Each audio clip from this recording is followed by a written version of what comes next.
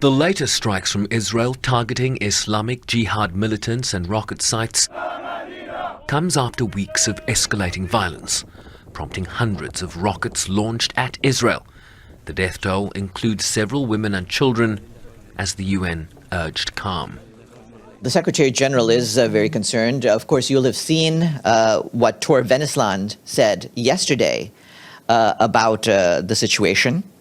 And since that point, we've seen additional Israeli airstrikes as well as Palestinian rocket fire towards Israel. Our colleagues are trying to verify reports of additional fatalities.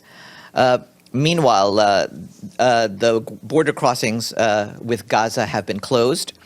One of the things that is a consequence of that is that it's prevented the scheduled entry of about 600 truckloads of goods carrying vital items such as food, medical supplies, and fuel. And so we're hoping that that can be resolved soon. Palestine's UN envoy referred to the deaths as assassinations, as he again pleaded for the Security Council to pronounce itself on the latest escalation. Among them, 10 children and women sleeping in their apartments in the Gaza Strip.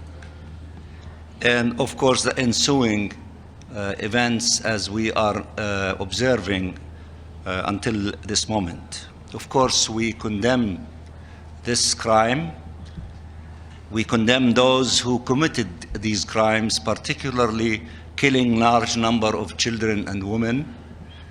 And we believe that it is the duty of the Security Council to condemn these crimes and to pronounce that those from the Israeli side who planned these crimes, who have committed these crimes, should face accountability and should pay for their crimes.